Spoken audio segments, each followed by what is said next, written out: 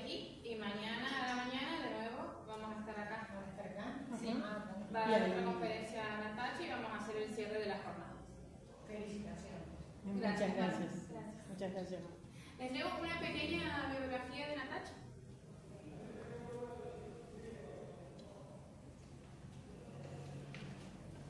Natacha Iliusto Laureano es afroargentina, negra, activista por los derechos de las personas afrodescendientes, afrofeminista, técnica superior en intervención en ámbitos de intersección social, trabajadora social, trabajadora de la cultura, cofundadora del bloque antirracista Rosario e integrante de la Asamblea de Mujeres Lesbianas, Bisexuales, Travestis, Trans, No binarias, Intersex y otras identidades y expresiones de género, afrodescendiente de y en Argentina.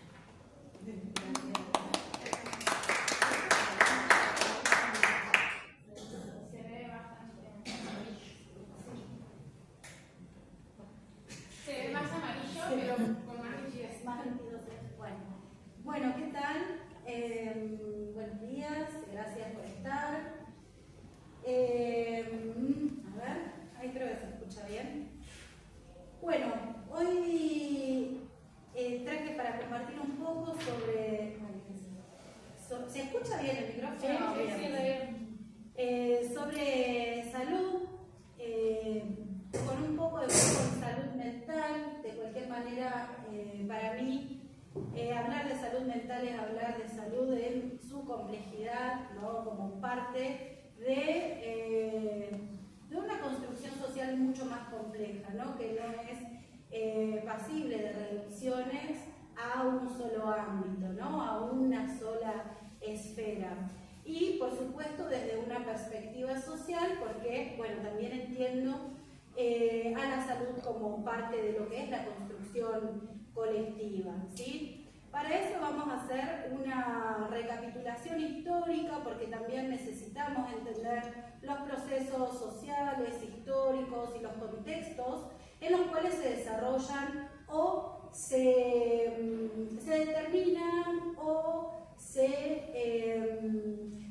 donde se da como una vía libre a determinadas situaciones de salud que son complejas, ¿no? Lo que por ahí pensamos que es algo de ahora, en realidad tiene una raíz histórica, tiene un punto de inicio en la historia, tiene un contexto en el cual se desarrolla, ¿no? Y cómo eso trae como consecuencia lo que se vivencia hoy en la actualidad, ¿no?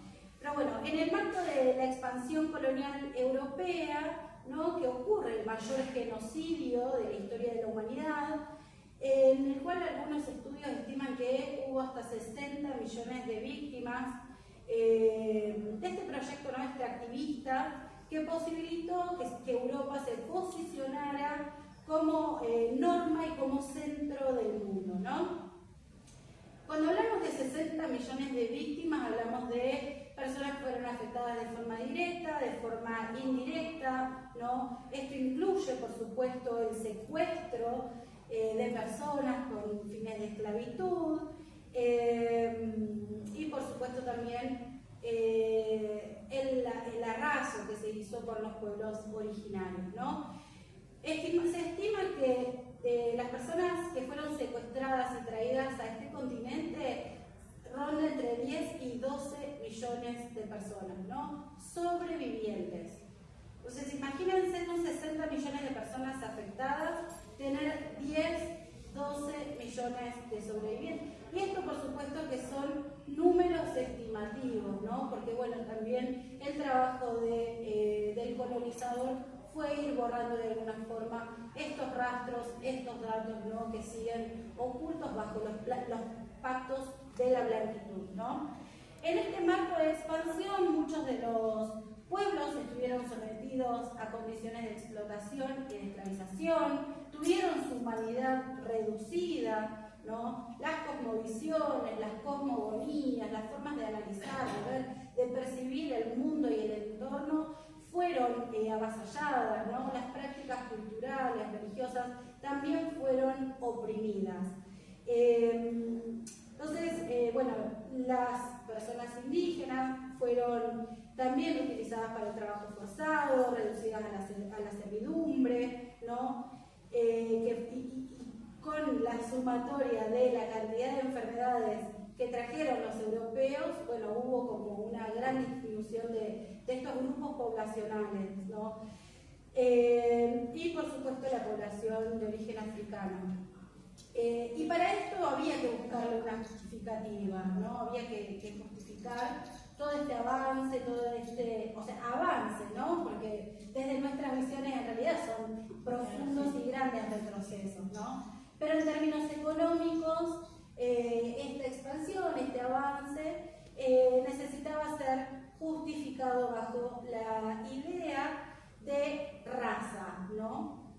Entonces, bueno, si bien no hay una definición universal o no hay un consenso universal del origen de esta palabra, sí podemos estimar que más o menos alrededor del siglo XV esta palabra se refería a un linaje familiar, ¿no? O a un grupo de familia, a una herencia familiar, no a una caracterización física de determinados grupos humanos, ¿no? Esto sucede un poco después. Entonces, bueno, la idea esta de raza, recién en el siglo XVI, a partir del siglo XVII, va tomando diversos significados, ¿no? Y toma fuerza en la ciencia y en la biología más o menos a partir del siglo XVIII, ¿no? Donde, bueno, esto, donde empieza a consensuarse, ¿no? el criterio de raza para justificar la esclavitud y, bueno, y todo el desastre que hicieron, ¿no? Recién en el siglo XIX empieza a tomar fuerza esta definición para definir las cualidades físicas de las personas, ¿no? Y también haciendo esta diferencia entre nosotros y el otro, ¿no? El europeo queda en ese lugar de centro y empieza a definir quiénes son los otros, ¿no? Entonces, en este sentido, bueno, los pueblos pasaron a ser identificados como biológicamente diferentes y por ende inferiores, ¿no? Se fortalece la idea de que la humanidad estaba dividida en razas y que estas divisiones serían tipos permanentes del ser, ¿no? Con características que se heredaban genéticamente, con cualidades innatas, ¿no? Cualidades físicas, cualidades intelectuales, cualidades emocionales. Así que bueno, imagínense cómo es, yo a veces pienso, digo, ¿qué les habrá pasado por la cabeza a esta gente? Como, listo, bueno, y tenían esto, ¿no? Un gran atraso en términos científicos. Pero bueno, no es lo que ellos creen. Entonces, bueno, en este sentido, el europeo, ¿no? Se posiciona como intelectualmente superior y vemos cómo se van afirmando esto, la supremacía blanca, se construye, ¿no? Esta idea de superioridad y supremacista blanca. En este sentido, las personas, por ejemplo, indígenas, fueron tildadas de vagas, ¿no? Como vemos muchos próceres o referentes de la historia argentina, ¿no? Donde escriben en sus libros, en sus diarios, ¿no? Como, bueno, si dejás a los indígenas, si les das de comer, es probable que en 3 días, 4 días ni se levanten, ni hagan nada, como la vagancia total. ¿Cómo? Siguen siendo venerados. Siguen siendo venerados. En la escuela, las mismas. Claro, los próceres. Sí, los próceres siguen teniendo lugar protagónico, indiscutible, porque bueno, justamente viene con esta idea del progreso, ¿no? Y por eso estos proyectos también funcionaron muy bien, lograron instalar estas narrativas muy fuertes, ¿no? Las personas negras, africanas, ¿no es cierto?, fueron, sus características físicas pasaban a ser óptimas para el trabajo forzado, ¿no? Y bueno, el hombre blanco intelectual y moralmente superior, ¿no? Bueno, y sobre estas ideas se construye la idea de raza, que se justifica con la biología. No sé si habrán visto en algún momento estudios que se hacían sobre los cráneos, sobre el cerebro, que bueno, las antropometrías, exactamente, que venían a justificar que, bueno, mira, estas formas del cráneo hacen que, no sé, tengan menor capacidad, que no se puedan desarrollar racionalmente, culturalmente. El cristianismo también viene a reforzar esto. Bueno, son sujetos sin alma, personas que no tienen alma, por ende no sufren, no padecen, no merecen ningún tipo de respeto, de humanidad. Y bueno, y la antropología, que viene con los estudios de las ciencias humanas, digamos, las observaciones de las conductas de los grupos, vienen a etiquetar, ¿no es cierto?, el salvajismo con el que vivían nuestros pueblos. Entonces, bueno, se da como una tríada peligrosísima, ¿no? O sea, imagínense como el caldo de cultivo ideal justamente para el genocidio.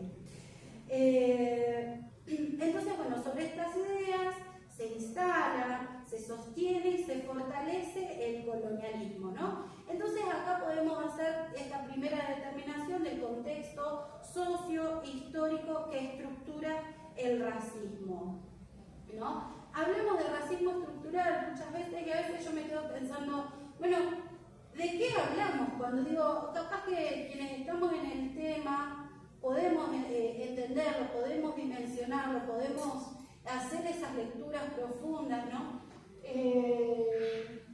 Porque, bueno, obviamente estamos atravesados, no es porque pensamos mejor que nadie, simplemente porque estamos obligados de alguna manera a entender cómo opera la sociedad en esta forma de encasillarnos, de limitarnos, ¿no? Y de estereotipar a nuestras poblaciones, ¿no? Entonces, bueno, ¿qué hablamos? ¿De qué hablamos? De una estructura, ¿no? Entonces pensaba, mientras armaba esta presentación, ¿no?, en la multiplicidad de componentes que operan en una relación recíproca, donde gran parte del valor que tienen estas partes proviene de su relación con las otras partes, ¿no? Bueno, pensemos en una pared. A ver, uno ve una pared, pero no ve que esta pared está hecha con ladrillos, con cemento, con arena, ¿no?, con agua. Y aparte de las personas que también ponen y operan su conocimiento. Entonces, vemos una pared, pero no vemos la multiplicidad de partes que hacen que esa pared sea posible, ¿no? Entonces, lo mismo sucede cuando hablamos del racismo estructural. Hablamos de una multiplicidad de factores que se estructuran justamente pensar en el ejemplo de la pared por la rigidez que nos ofrece, ¿no?, para poder pensarlo.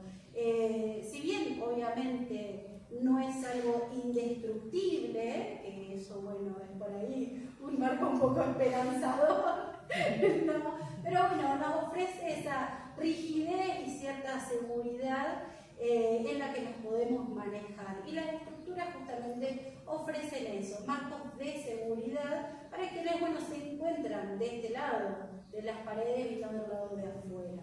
¿Bien? Entonces, es esta la base que estructura el proyecto de Estado. ¿Bien? Y acá es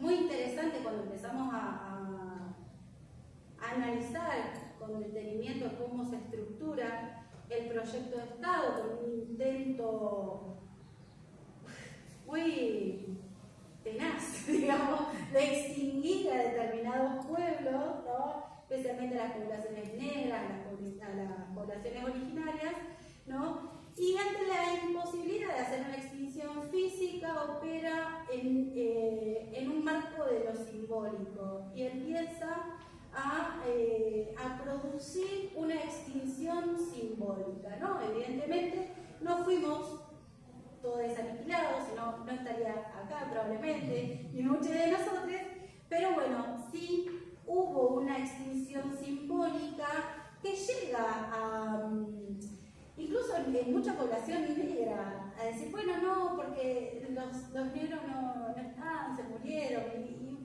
entonces esta falta por ahí, sí, esta falta de estar en ambientes que nos propician nuevas formas de ver, de percibir al mundo y especialmente nuestras propias existencias, ¿no? Hace que se reproduzcan estos discursos. Bien, el proyecto de Estado se lleva adelante por medio de la invisibilización estadística. Podrán observar que recién en el censo del 2022 tuvimos el conteo de las personas afrodescendientes, con sus fallas, ¿no? Pero bueno, esto tampoco lo vemos en los registros de salud, en educación, en ningún lado. La anulación de nuestros aportes y nuestra participación en la construcción del Estado-Nación, ¿no? Por ende, la invisibilización en la historia oficial, ¿no? Y esto lleva, por supuesto, a determinar las relaciones con las instituciones, con nuestros vínculos, ¿no? Y nuestros vínculos afectivos y con todo el entramado social, ¿no? Entonces se lleva adelante el proceso de blanqueamiento de la narrativa nacional, ¿bien? Y acá me parece importante también hacer una salvedad, ¿no? De que si bien el Estado argentino nunca apoyó un proyecto de Estado separatista como el apartheid, ¿no? Que sucedió en Estados Unidos o en Sudáfrica, que bueno, estos estados de segregación racial han sido extremadamente dañinos, ¿no? Sí utilizaron otros métodos, ¿no? Que también han sido muy eficaces y creo que hasta incluso más eficaces para diezmar a las poblaciones, ¿no? Incluso podemos observar que hasta el día de hoy el artículo 25 de la Constitución Nacional sigue fomentando la inmigración europea. Entonces fíjense cómo ese proyecto de Estado sigue tan vigente como en 1800, no ha cambiado demasiado, ¿sí? Y esto lleva también, esta construcción de estas narrativas, llevan a mí me gusta como, me causa un poco de gracia, ¿no? Estas contradicciones completamente naturalizadas que tenemos, ¿no? Porque escuchamos, no, porque Argentina no es un país racista, ¿no? Fíjense cómo recibimos a los inmigrantes y que no sé qué. Claro, y esa negación del racismo es absurda cuando, nada, lo más simple, lo más sencillo de ver una noticia, ver cómo todavía se siguen avasallando los derechos de las poblaciones originarias, con la lucha por los territorios, el ecocidio, ¿no? Cómo nuestra presencia, nuestra identidad es negada todo el tiempo. Entonces, bueno, es un proyecto que bueno, lamentablemente ha sido bastante exitoso, ¿bien? Y así también en países vecinos que han también asumido estas narrativas blancas, ¿bien? En términos de la cultura, también vemos el blanqueamiento de la cultura, la separación, la escisión, más que separación, la escisión, un corte profundo, ¿no? De las raíces negras, las raíces indígenas de la cultura, de las expresiones cotidianas. Y bueno, y esto se ha instalado, pero muy, muy fuerte, ¿no? Es tremendo esto. Se anularon todos nuestros aportes, ¿no? Incluso el hecho de tomar mate, cuántas personas el mate, quién no toma mate, como bueno, el símbolo universal del argentino básicamente, pero cuántas personas saben de sus orígenes indígenas, ¿no es cierto? O el uso del tabaco, incluso, ¿no? El uso distorsionado de la palabra quilombo, que también no solamente la deformación del término, sino que también lo fácil que resultó decir que es un término del lunfardo, ¿no? Entonces, bueno, como esta europeización de este término, que no tiene nada que ver con el lunfardo, o sea, nada que ver, pero bueno, se olvida que es una palabra de origen quimbundu, ¿no? Y su resignificación incluso en América Latina, porque en el mismo idioma también tiene un significado diferente al significado que se le otorga acá en Argentina. Bien, acá en América Latina, principalmente en Brasil, donde los quilombos han tenido mucha fuerza. Bien, entonces, bueno, esto también entra en oposición con las posturas progresistas, especialmente con el feminismo hegemónico, ¿no? ¿Qué hace? Si bien hace una crítica al consumo de los cuerpos, ¿no? Vemos como hay un fuerte posicionamiento al lugar de objetivación de la mujer, ¿no es cierto? No sucede lo mismo cuando se trata de los cuerpos negros. Bien, entonces la valoración del cuerpo negro nos afecta, o esa desvaloración, si se quiere, nos afecta de una manera diferenciada. En este sentido, cuando hablamos del sistema de representaciones, ¿no? Hablamos también del bombardeo que tenemos de imágenes de los cuerpos blancos, en las revistas, en la tele, en los lugares de toma de decisiones, en todos lados. Nuestro sistema de representaciones está absolutamente deformado. Cuando crecemos en una sociedad blanca, sin referencias negras, sin referencias de nuestra historia, todo nuestro sistema de representaciones queda totalmente deformado. Aunque podamos haber crecido en entornos familiares negros, lo que sucede por fuera de nuestras casas es otra cosa. Y no podemos identificarnos con nada de aquello que nos rodea, ¿no? Entonces esto me llevaba a pensar en la valoración de los cuerpos negros y cómo estos toman un lugar completamente fetichizado, ¿no? Donde el cuerpo negro, la cultura negra pasa a tener un valor social cuando sirve de entretenimiento para el cuerpo blanco, para la mirada blanca, y no se ven, por ejemplo, nuestras expresiones culturales como puestas en escenas absolutamente políticas, ¿no? Ayer hablábamos con el compañero Oscar. Hablamos con Oscar también lo que sucede con las ceremonias de su comunidad, de su pueblo huarpe, ¿no?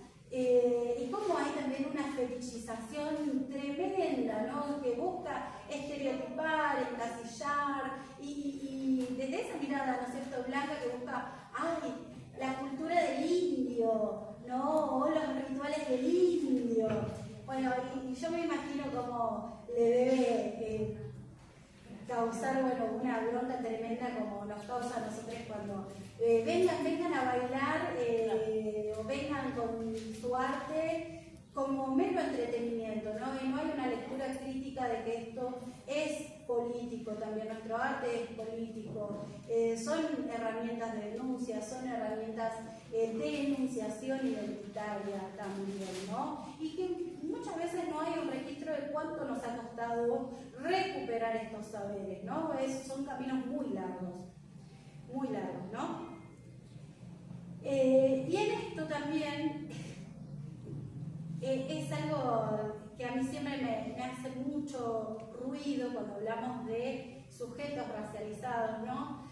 Es decir, ¿de qué hablamos o quiénes son los sujetos racializados? Y creo que ahí también ocurre, no sé si confusión, pero de alguna forma una simplificación del término, ¿no? Es importante empezar, y si me dijeran, bueno, de todo lo que se habla, porque obviamente nadie se va a poder llevar todo lo que venimos compartiendo grabado, y bueno, listo, a partir de ahora cambio todo, ¿no? Entendámoslo también como un proceso, ¿no? Con los tiempos y con todo lo que conlleva. Pero si me dijeran, bueno, ¿con qué te gustaría que nos vayamos hoy? Me gustaría que nos quedemos un poco con esto, ¿no? Todas las personas somos racializadas. Las personas blancas, las personas negras, las personas indígenas. Esto primero y principal. Entonces, cuando hablamos de sujeto racializado, hablamos de cualquier persona. No hablamos solamente de las personas negras, no hablamos de las personas de tez oscura, hablamos de todo. Lo que sucede es que la racialización, como comentaba antes, es un proceso que ordena jerárquicamente a la sociedad. ¿Bien? Dividir en términos raciales es muy estratégicamente para poder determinar cuáles son los sujetos, los cuerpos que están en lugares de poder y cuáles son los cuerpos y sujetos que están en lugares de subordinación. Entonces, cuando podemos hacer esa lectura y entendernos como sujetos racializados en un lugar de poder, eso también nos va a ayudar a poder hacer una crítica de nuestras propias conductas y de nuestras relaciones con el entorno. Sí. Sí, que está buena la aclaración. No, es cierto que no lo tenemos internalizado así, como cuando se dice lo de raza, ¿no? Sí, somos todos, no hay razas, somos todos una raza humana, sin embargo es una categoría que se utiliza. Es una categoría social, sí. Y bueno, ahora con esto de racializar, es que somos absolutamente todas racializadas, pero no lo veníamos usando, siempre que lo mencionábamos, solo nos referíamos a las personas no blancas. Claro, exactamente. Entonces, bueno, pero ahí es importante eso, porque si no, seguimos reforzando esta idea del sujeto blanco como norma y como aquello que no se cuestiona, como aquello que no necesita estar racializado, ¿no? Porque ya es. Y no importa qué. Sucede que yo, por ejemplo, hablo personalmente, ¿no? Lo he venido sufriendo de hace 2 años con el gobierno nacional que tenemos, al pertenecer a una ideología política, esa subestimación que recibo permanentemente en cualquier ámbito donde vaya, o sea, soy una negra peronista, ¿no? Y lo he vivido más como vos, todo lo que puedo decir como que me siento reidentificada, porque lo estoy viviendo muy, muy fuerte. No me molesta en absoluto, me siento orgullosa de lo que yo soy, y creo que ustedes también, porque es lo que denotan, van a hacer tremendas jornadas, pero lo estoy viviendo muy, muy así a flor de piel, esto de como, pero si esta es una negra peroncha, ¿qué lo va a entender? Sí, Porque somos gente de bien nosotros. Exactamente, bueno, eso es lo que hace justamente.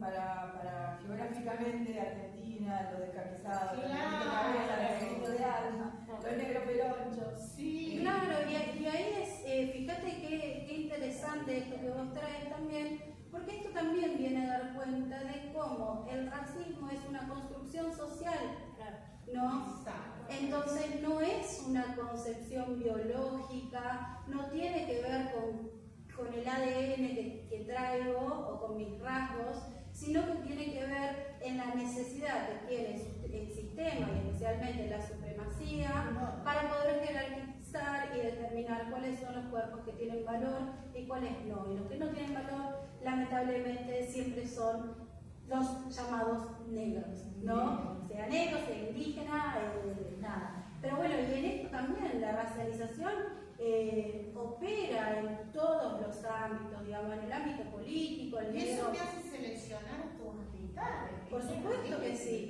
Y a mí me parece lo más sano que podemos hacer. Exacto. Es autocuidado. Hablando de salud mental. Exactamente. Bueno, y en este sentido, bueno, esto que vos traes, ¿no? El racismo nuestro de cada día. Sí. ¿No?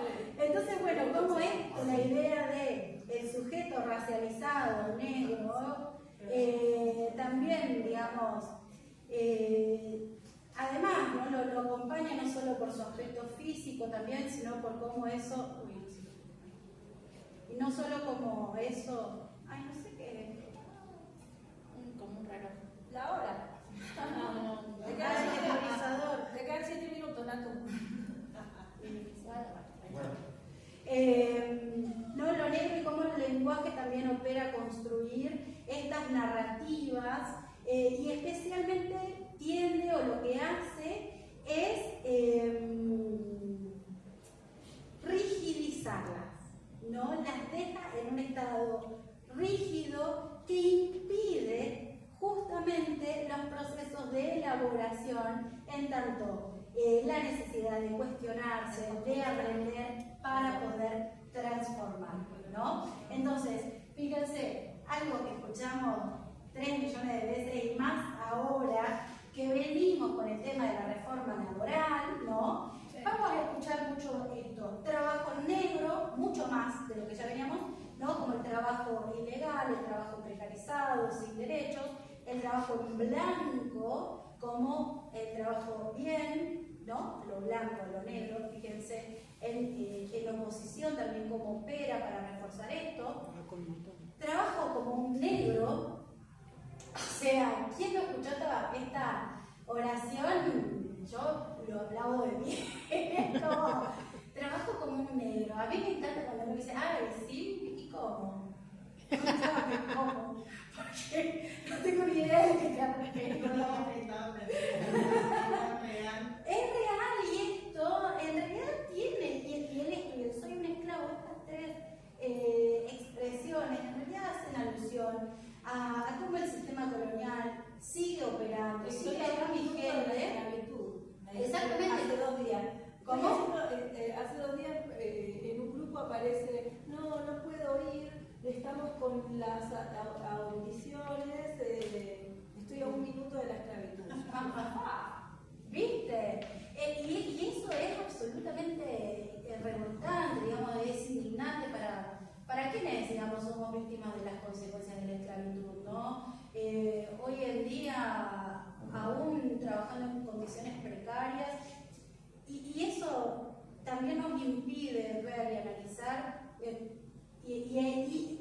e identificar cuando se trata efectivamente del trabajo esclavizado, ¿no? Que esto sigue sucediendo, es una práctica que especialmente se ve en el ámbito de la ruralidad, pero que también tiene que ver con esta misma lógica, el secuestro y el uso de los cuerpos sin ningún tipo de derecho, ¿no? Que no es lo mismo trabajar en condiciones precarias, porque aún así uno tiene la posibilidad de irse, de renunciar, de cambiar, aunque cueste, porque también hay un montón de procesos emocionales, psíquicos, ¿no? Que operan en dificultar la toma de una decisión crítica, especialmente cuando los contextos de vulnerabilidad socioeconómica están tan a flor de piel, ¿no es cierto? Se vive mucho esa...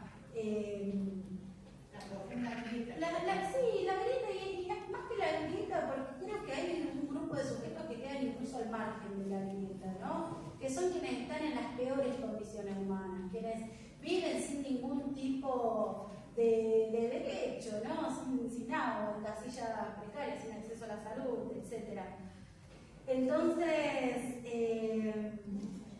nada, y esto, ¿no? La extranjerización, no como, bueno, todo el tiempo, yo creo que respondí más veces en mi vida la pregunta de dónde sos a cómo me llamo. El blackface también que comentaba Tixa, la negación de nuestra existencia, la hipersexualización de nuestros cuerpos, ¿no? El tokenismo, que también tiene que ver con esto, bueno, llamo a un negro para hacerme de cuenta que estoy siendo inclusivo, un negro, una persona indígena, una persona del colectivo LGBTQ+, digamos, son personas que no forman parte de los procesos de construcción de aquello que se pretende, pero que sí, digamos, se utilizan para dar una impresión de progreso inclusivo, de la que quiero la persona. Espectacular en el concepto año. Sí. Yo tengo 500 que se reciben este año y me hubiera encantado que los escucharan. Estas charlas son indispensables para todo ámbito. Si él quiere, mañana lo voy a traer y voy a decir que venga con unas compañeras porque me parece extremadamente importante. Una clase de Cuba y es para la después. señora, está en 6º año.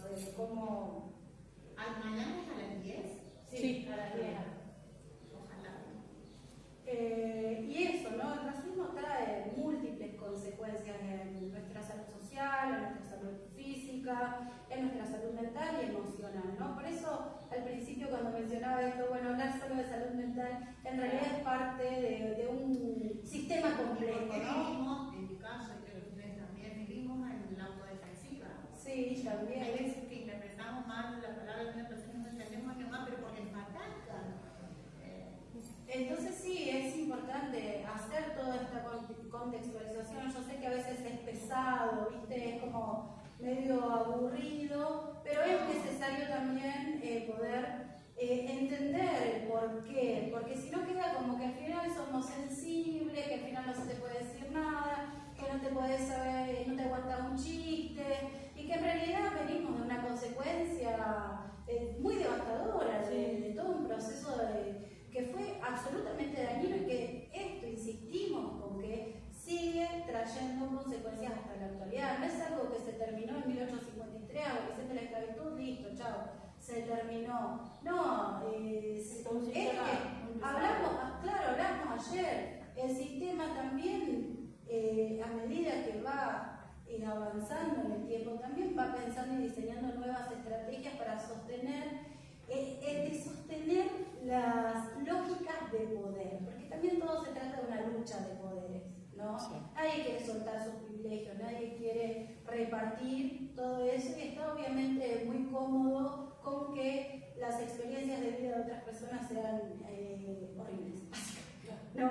Entonces, bueno, para eso desnaturalizar, ¿no? No pensar de que, bueno, esto siempre fue así, o bueno, el ser humano es así, como bueno, eso naturaliza, le saca también la perspectiva histórica, eso es peligroso, ¿no? Porque en realidad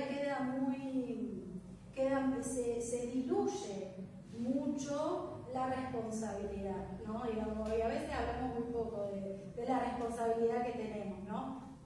Entonces, bueno, para poder hacer estas transformaciones, por más progres que queramos ser, es necesario incorporar la perspectiva étnico-racial. Y acá les traje una definición de la Secretaría de Derechos Humanos de la Nación, tiene un libro, este libro también lo pueden encontrar online. Ahora no me acuerdo el nombre del libro, pero lo tengo, después se lo puedo buscar y se lo puedo pasar a Guarda. Capaz que también después podemos hacer como un archivito de recomendaciones de libros, de bibliografía, sí. Porque ayer también se compartió bastante. Sí. Y lo podemos compartir con los institutos de formación. Claro, exactamente. Y bueno, entonces el programa, que hoy ya es extinto, ¿no? Dice, la perspectiva étnico-racial es un análisis de las formas de subordinación y de exclusión prevalentes, basadas en diferencias de origen étnico, racial, país y pertenencia de origen, ¿no? Etnia, religión, entre otros. Indica que es necesario visibilizar y promover activamente la transformación de los condicionantes sociales, culturales, económicos, ambientales y políticos. Guárdense esto, ¿sí? Porque lo vamos a tomar ahora en breve, ¿sí? Transformación de los condicionantes sociales, culturales, económicos, ambientales y políticos, para garantizar el pleno acceso y ejercicio de los derechos e igualdad de oportunidades para todas las personas. Bueno, no pretendía leerlo, pero no sé si desde ahí se ve, así que no se ve, claro, sí, está bien, no pasa nada.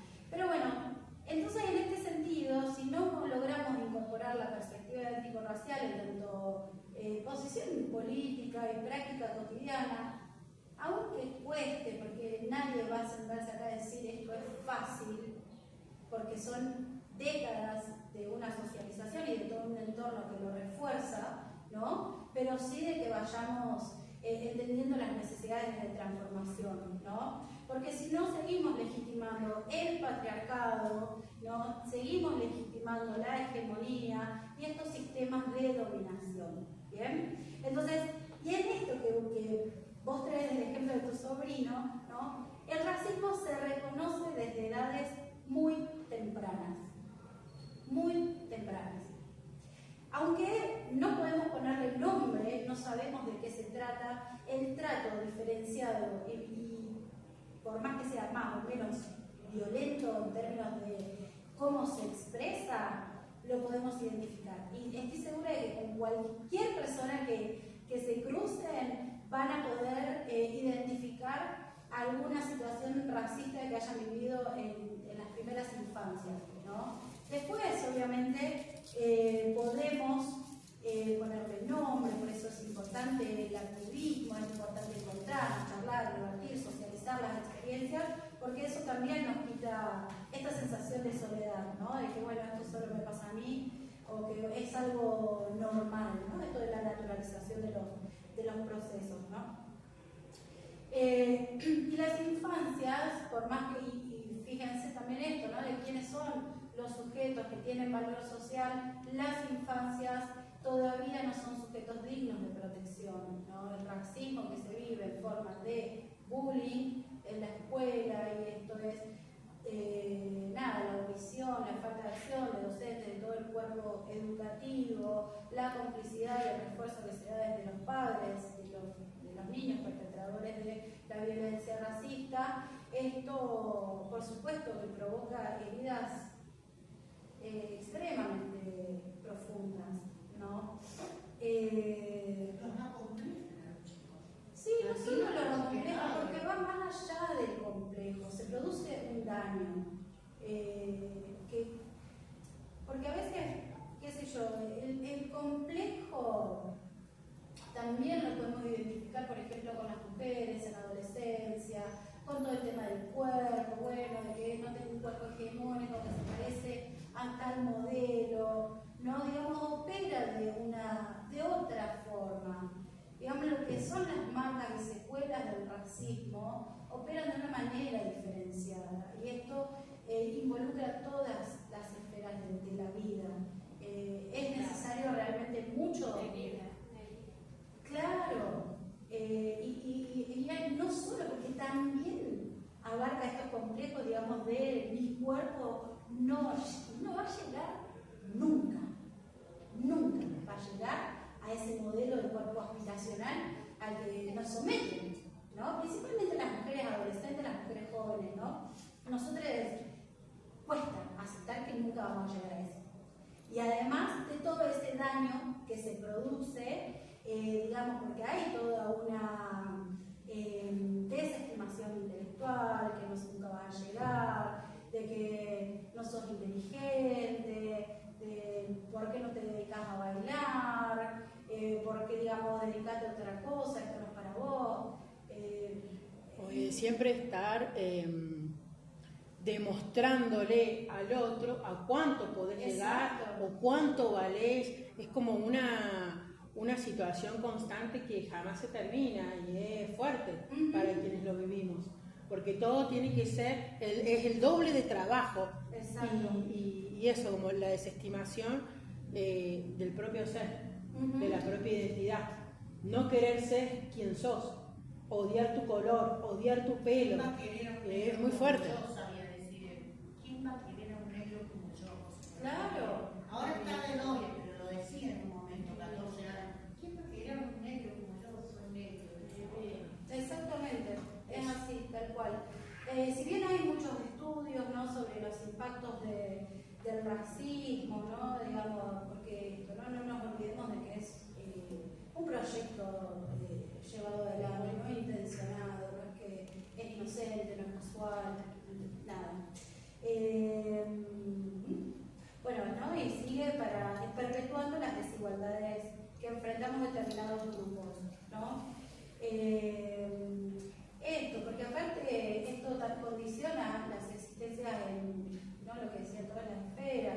Ayer hablábamos un poco de lo que es el tema del acceso a la educación, hablábamos de la deserción escolar, como estaba también TICSA, ¿no? Y no se trata solamente de poder llegar, por ejemplo, a las escuelas, a las universidades, se trata también de poder permanecer en ellas, ¿no? El sistema es inmensamente inhabitable.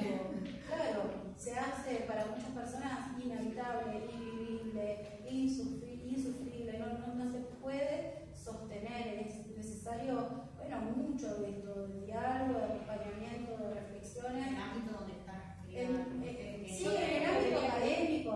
Creí que me tenía que ir de la universidad, que no era para mí. Desde tanto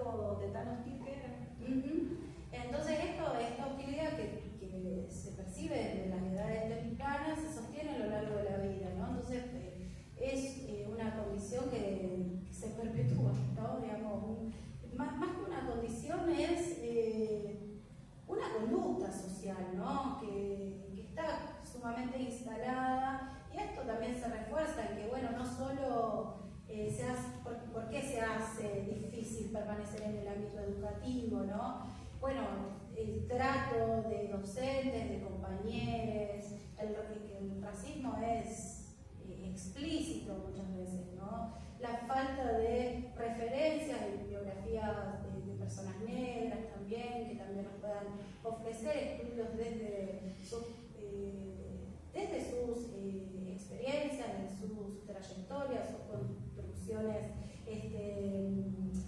intelectuales, ¿no? Eso no vemos. No sé si alguien acá recuerda alguna vez en la vida haber escuchado alguna, no sé, alguna bibliografía de algún autor, alguna autora, no sé, filósofo, antropólogo, historiador, que sea negro, que sea indígena, digamos, eso no existe. De hecho, acabo de hacer una celebración hace una semana porque una materia incluyó extractos mínimos, pero los incluyó de 2 autores africanos que, bueno, no residen en África y estudiaron afuera, pero no importa. Fue una celebración en todo mi recorrido académico. O sea, años y años, y recién ahora, 2 frases, ¿no? De 2 autores africanos. Y también el racismo tiene esta particularidad de que trasciende las esferas sociales, ¿no? Entonces, no importa el lugar que ocupes, o sea, no importa si sos más o menos empobrecido, no importa si tenés un cargo jerárquico, si tenés un cargo de representación, no estás exento de no vivir el racismo, ¿no? Esto lo vemos en todos los ámbitos. Por ejemplo, a mí me pasó, trabajé en un organismo de cooperación internacional, y entonces todo el mundo decía, ¡ay, qué bueno! Como tipo el sueño del pibe, ¿viste? Era bueno poder trabajar para ese organismo, uff. Y no tienen idea de lo que fue haber trabajado ahí,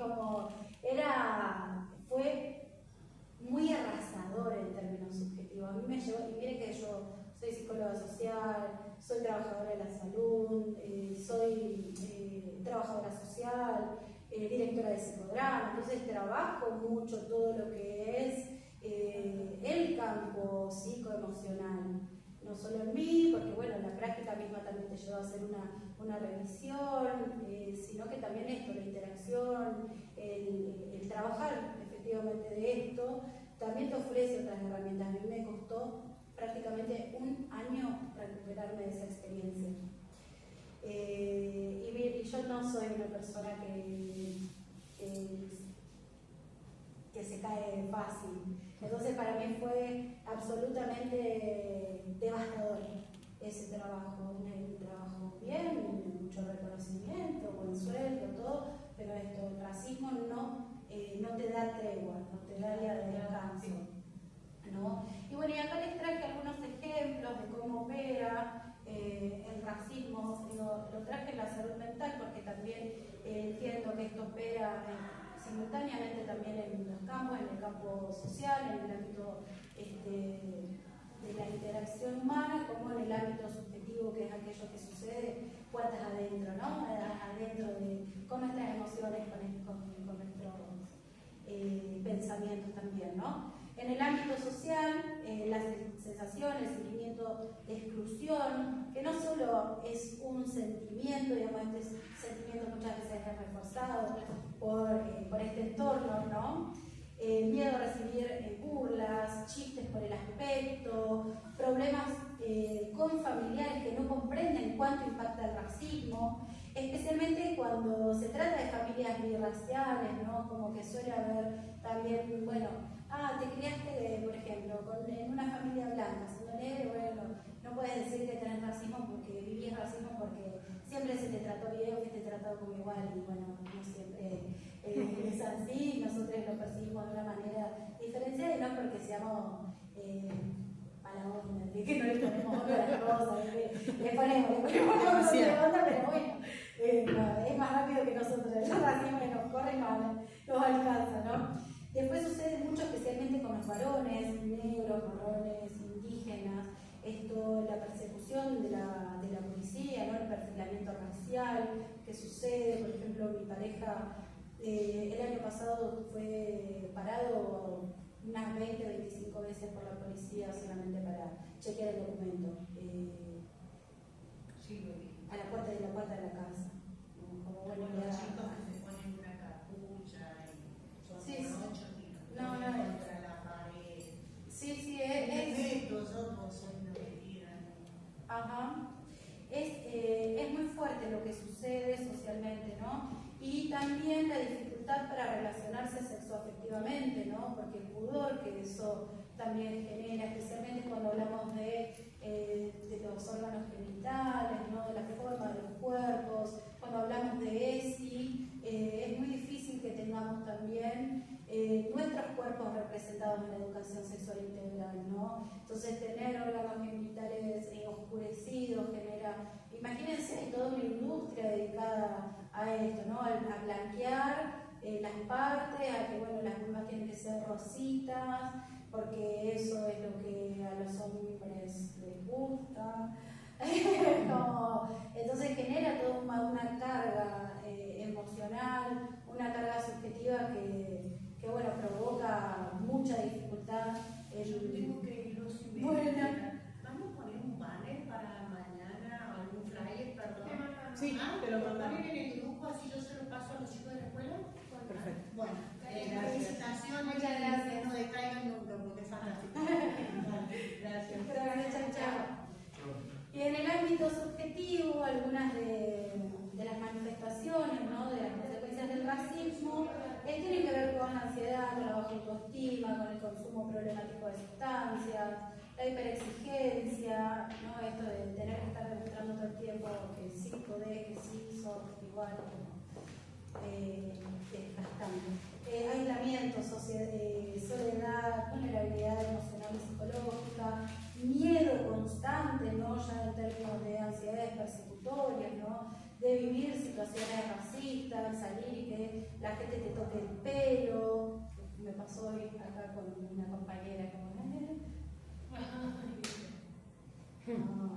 hacer nada. Bueno, eso pasa, ¿no?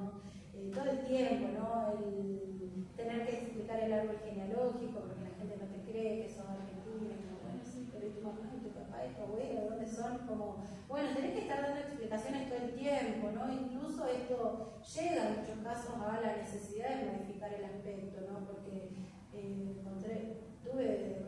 tengo, ¿no? Varias amigas también negras con pelo crespo, rizado, con rulos. Que bueno, ay, pero no siento que no me combina el pelo, y se lo rizan, ¿no? Entonces, ¿cómo opera también esto? ¿Se acuerda que decía cómo esto nos deforma totalmente las percepciones de nosotros mismos, ¿no? Es realmente muy fuerte lo que sucede, el tener que modificar el aspecto por vergüenza, ¿no? Entonces, cuando hablamos de salud, no hablamos solamente de la ausencia de enfermedades, ¿no? Hablamos de también la necesidad de combatir todos los factores que las generan y que las refuerzan, ¿no?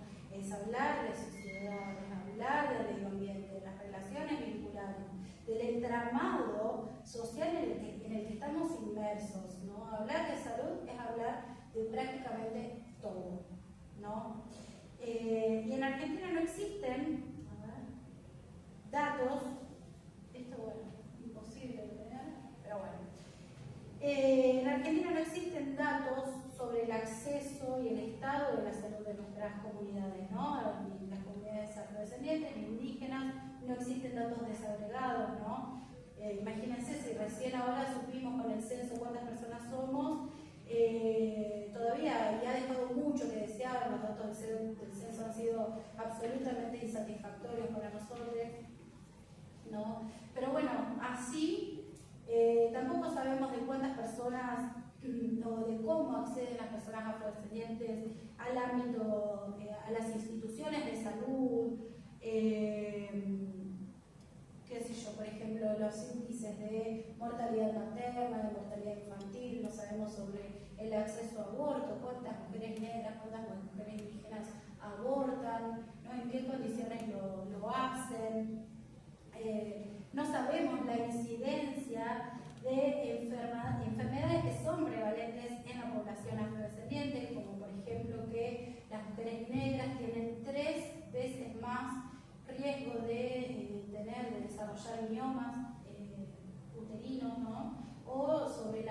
enferma, falciforme, que afecta mayormente a personas con ascendencia africana, mediterránea y de Oriente Medio, ¿no? Y tampoco se estudia otros factores, y esto es muy curioso, por cómo también se generan estereotipos sobre las condiciones de salud de la población negra sin estudiar los ámbitos sociales, ¿no? Por eso, para mí siempre es importante hablar de salud dentro de una dimensión social. Y acá escuchen esto que es muy curioso porque seguramente lo van a escuchar mucho, ¿no? De que la población afrodescendiente tiene mayor predisposición a tener hipertensión, digamos, diabetes.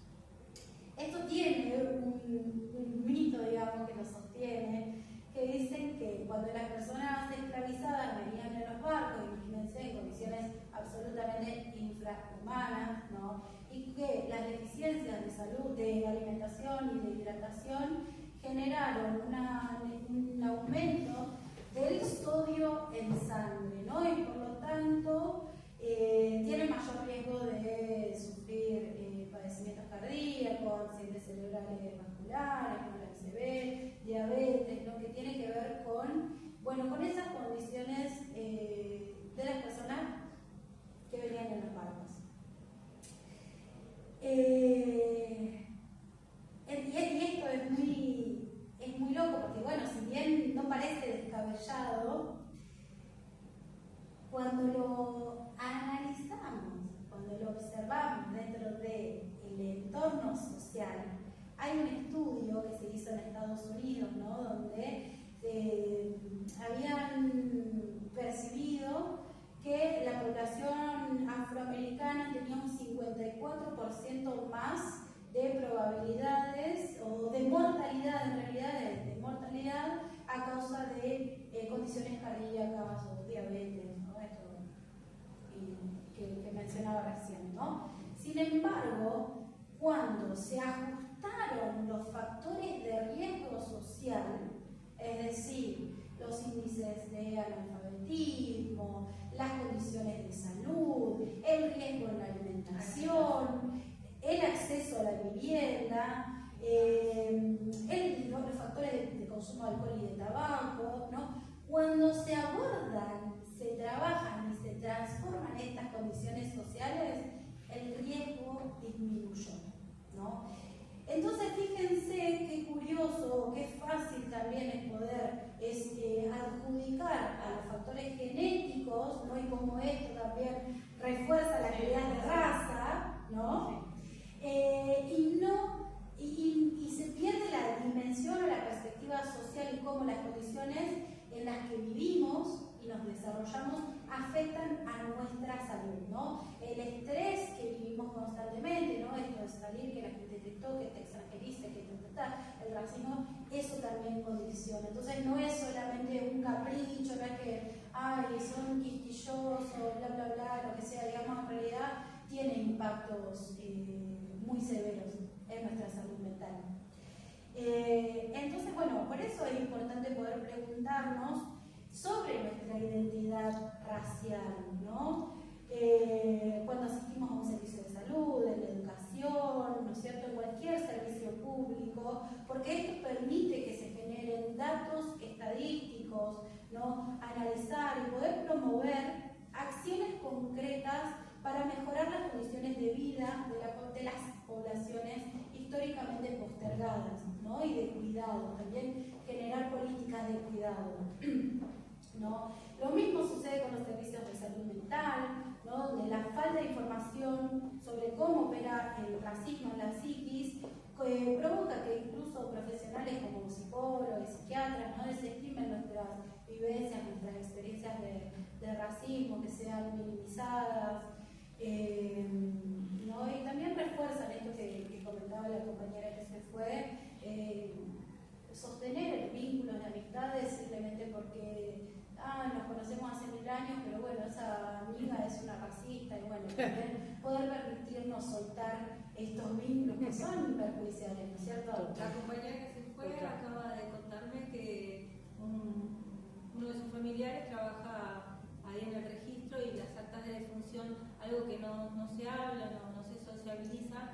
está pasando acá en San Luis, que me imagino que debe pasar mucho en general, porque de eso venimos hablando en la comunidad, es los suicidios en la adolescencia. La cantidad de adolescentes que se están quitando la vida por no poder manejar esta violencia, ¿no? Que reciben. Total.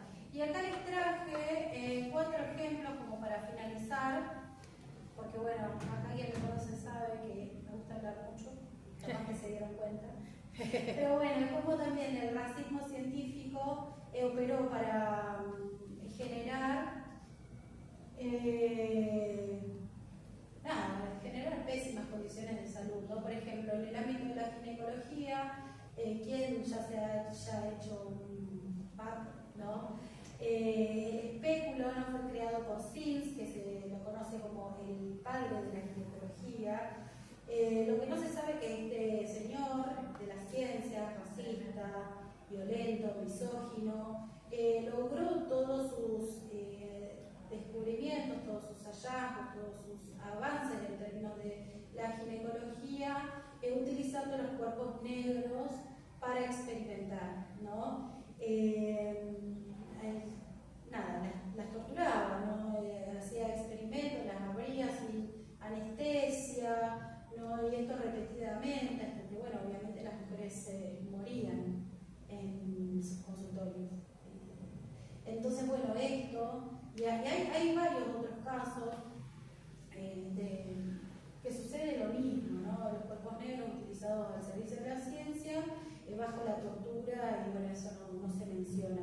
Creo que, si no me equivoco, una estatua de Sims la bajaron en Estados Unidos. Sí, la bajaron. Exactamente. Con cuerdas Sí, un momento hermoso. Con lo que tenían en manos. Con bronca.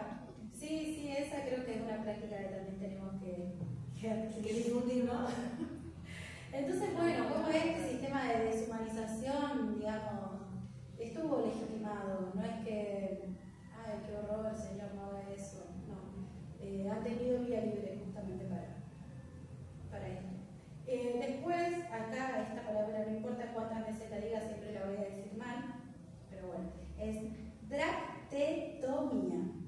Yo despacito de la ley. Esta fue una enfermedad, fíjense qué hermoso lo que voy a echar, que padecían una enfermedad mental, ¿no? Que padecían las personas esclavizadas en el siglo XIX, que fue creada o fue desarrollada por Samuel Cartwright. Este señor no tuvo mejor idea que decir que era una enfermedad mental, tener ansias de libertad. Entonces, los esclavizados fugitivos eran catalogados con esta enfermedad, ¿no? Tener y expresar sentimientos que fueran contra la esclavitud, eran catalogadas como una enfermedad mental. Entonces, y acá con la Biblia en manos, ¿no? Y obviamente exceso de tortura, decía que el esclavizado debe ser sumiso ante su dueño, ¿no? Y así no tendrá que fugarse. Y para que sea sumiso, no importaba qué métodos o cuántos castigos se le tuviera que infligir a un ser humano para que entendiera que le pertenecía a otro ser humano, ¿no? Pero bueno, así como la ciencia y el racismo científico tuvo un rol fundamental para sostener estos discursos, ¿no es cierto?, supremacistas y para legitimar esta hegemonía, nosotros también teorizamos, ¿no? Por ejemplo, el caso de, teorizamos cómo opera el racismo, cómo funciona el racismo y cómo esto también nos afecta. Y acá les traje dos conceptos, si se quiere, que en realidad tienen que ver con el estado emocional de las personas negras. En primero, el tema de la soledad de la mujer negra, que si bien este concepto fue reducido, muy limitado al tema al ámbito sexoafectivo, ¿no? Al vínculo, la dificultad de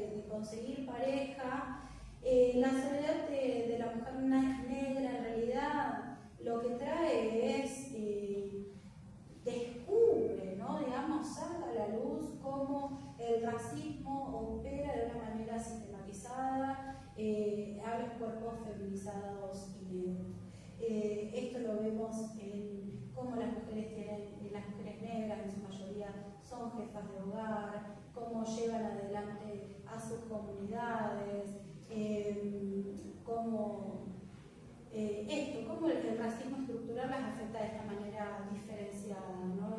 La soledad de la mujer negra en sus vínculos de amistad, en sus ámbitos familiares, suele quedar muy relegada.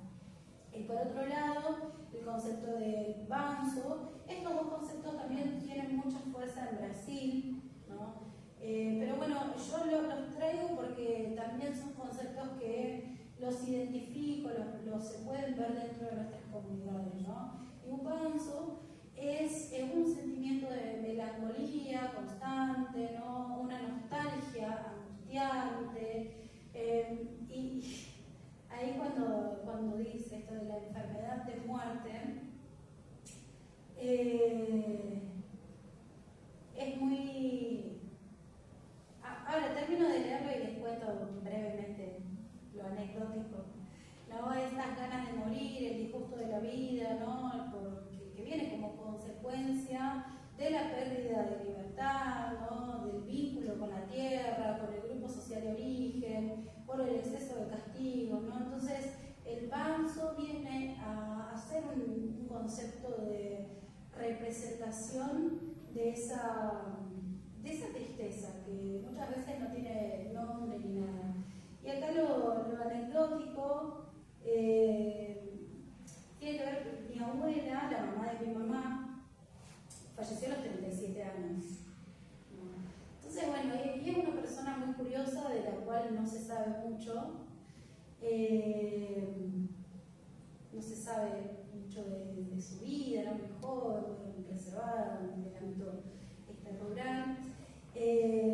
Entonces, bueno, les preguntaba, y mi tía, la hermana melliza de mamá, siempre decía que murió de tristeza. Entonces, bueno, es posible, de repente, bueno, era totalmente posible esto, ¿no? Y como esta sensación de muerte y esta tristeza, también muchas veces lo vemos por ejemplo, con las personas que sufren de alcoholismo, ¿no? Digamos, ese intento de ahogar esa pena, esa tristeza, también tiene un poco de origen en esto, ¿no? Y bueno, ¿y qué sigue, no? Porque a veces un poco ¿qué hacemos con todo esto? Acá les traje una frase, una oración de Lidia Santana, que seguramente habrán escuchado a la icónica frase de Angela Davis, ¿no? De que en una sociedad racista no alcanza con no ser racista, hay que ser antirracista. Y Lidia viene y nos refuerza un poco de esto, ¿no? Nos llama a este compromiso de tener posturas antirracistas, de adoptar posturas antirracistas tan profundas como lo es el racismo, ¿no? Y ahora estaba pensando que cuando les dije cuando les dije guárdense esto, ¿se acuerdan de lo de la perspectiva de la étnico-racial? Que en realidad se enganchaba con esto del estudio sobre las enfermedades cardíacas y diabetes, ¿no? Era, que no olvidé mencionarlo, pero era para que se hiciera ese match de cómo el cambio de las condiciones sociales provoca también este cambio en nuestras condiciones de salud. Así que bueno, era ahí lo que me había quedado desenganchado. Así que bueno, muchas gracias. Ha terminado por aquí. Si tienen alguna duda, alguna consulta.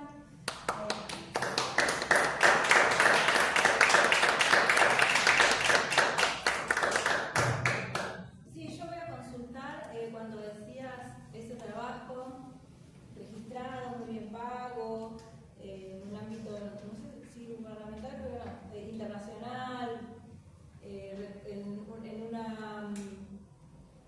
un espacio mega reconocido, que después te lleva un año para recuperarte, ¿no? Del avasallamiento vivido ahí adentro, que nos vislumbra un poco, nos dialoga que fue lo que pasó ahí, ¿no? Que un espacio tan peculiar, cómo quedaron ellos en tu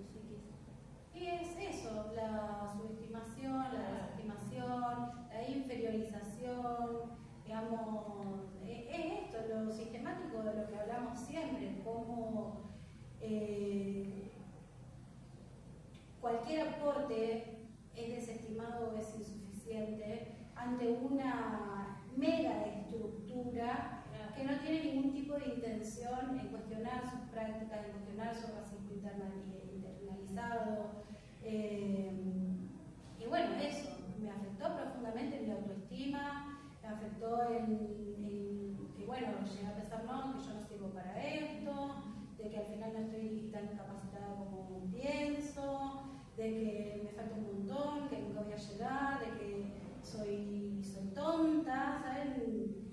Qué horrible que es estar escuchando ese eco de no soy tonta, soy muy tonta, soy muy tonta. Porque ellos no estaban dispuestos a escuchar. ¿Cómo? Porque ellos no estaban dispuestos a escuchar. Claro. Y no solo eso, sino las prácticas. Claro, la práctica racista en todas sus En un formas. momento estábamos en una... Además, parece que es micro, pero no es micro, es Claro, exacto. En un momento estábamos en un conversatorio del plan ENIA, ¿no? Que es el plan de combate al embarazo no intencional en la infancia y la adolescencia. Vinieron personas de diferentes países, obviamente con todo su recorrido, con todo su PowerPoint, obviamente todas las personas blancas, pero en el PowerPoint las personas que aparecían eran las personas negras en situación de vulnerabilidad, ¿no? Pero bueno, detalle. En un momento me llama la compañera y dice, che, ¿nos podés ayudar a servir el café? Había dos compas sirviendo el café. Sí, obvio, no hay problema, doy una mano. Agarro la bandeja de café y cuando miro así, yo era la única que estaba sirviendo el café. No, se habían espumado. Sí, y yo era la única persona negra de todo el espacio. Entonces como que dije, a mí me impactó un montón, no porque no pudiera dar una mano, pero fue muy chocante, digamos, de verme reducida a ese lugar, de, bueno, esa era la percepción que estaban teniendo de mí, ese era el valor que yo tenía dentro de la organización, ¿no? Y eso, bueno, se reproduce, eso se sostiene en el tiempo. Así que, bueno, son vivencias que, bueno, se dimensionan dentro de cuánto le afecta a cada persona, ¿no? Estas situaciones. Después yo, qué sé yo, estoy acá y escucho, no sé, veía de ayer, entonces que estaba y digo, ay, qué hermoso el trabajo que hice, ¿viste? Y veo y todo lo que lleva también preparar esto, porque nada, se dan cuenta, a mí me encanta, yo soy una apasionada por esto que hago y me encanta sentarme a charlar con mis amigas y seguir enriqueciendo y construyendo y todo esto, y entonces ahí yo entiendo el valor que tengo y eso es importante que lo construimos junto a otras personas, ¿no? Mientras el mundo externo, este sistema externo opera para seguir destruyéndote, digamos, tenemos los vínculos, los lazos que hacemos que sí nos vienen a reforzar, a recordar nuestro valor y a todo lo importante que tenemos para dejar este mundo, ¿no? Así que, no sé si responde. Gráficamente, cabalmente. Bueno, estamos entonces.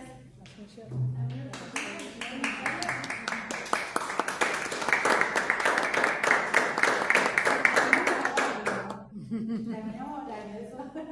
¿Quiere que nos saquemos una fotito ahí en el musal? ¿Que dice musal? Sí, Para que va a ser un cierre la... Gracias por venir, gracias por estar, por compartir. Voy a mencionar algo muy importante. Las compañeras que han venido durante toda esta semana están haciendo su trabajo de forma gratuita y no debería ser así. Deberíamos poder tener los recursos materiales para pagar el trabajo que ellas vienen a hacer. Lo hacen desde el amor, lo hacen desde la militancia, la convicción, la profunda convicción antirracista que las trae aquí. Sé que lo hacen para acompañarnos a nosotras, a Casa Afro, no necesariamente a la universidad, ni al IFDC, ni al MUSAL, sino a nosotras que estamos haciendo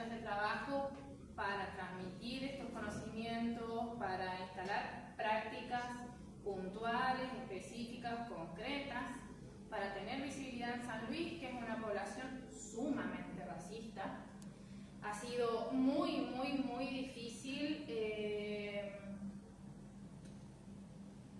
realizar las jornadas, no porque no hayamos tenido el acompañamiento de la universidad, porque lo tenemos gracias a Itatí, que ella pertenece a la universidad, gracias a Melina Masi, que ella forma parte de la universidad, y gracias a su trabajo, a su esfuerzo, a su compromiso, hemos entablado lazos con el IFDC de Villa Mercedes, con el IFDC de San Luis, con el IFDC de San Luis, quienes nos han recibido con respeto y con cariño, pero no es suficiente.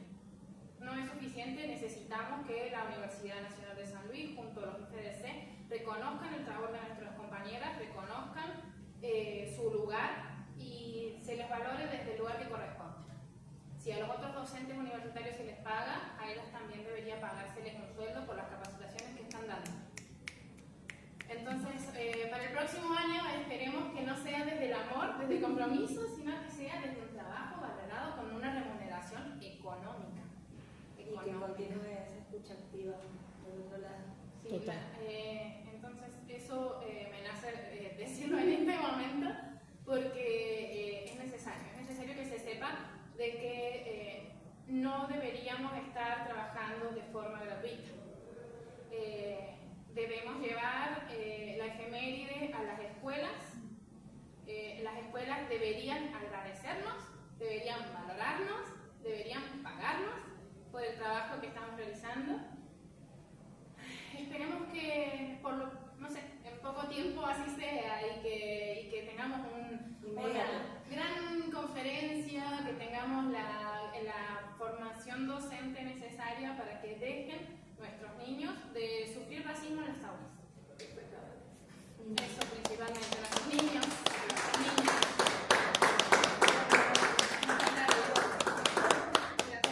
Gracias a ustedes, la verdad que para mí es muy hermoso poder estar, acompañar, apoyar y es eso, hay una convicción que trasciende todo, ¿no? Digamos, estamos seguras de que este es el camino, de que necesitamos también poner el cuerpo, poner nuestro saber al servicio y especialmente para fortalecernos entre hermanos, ¿no? Entre compañeros de lucha, así que para mí es un honor estar acá, compartir con ustedes, se me hace un tremendo trabajo y así que eso es muy hermoso, ver todo el cuidado también con el que se nos ha tratado, estar en los mínimos detalles, así que solo tengo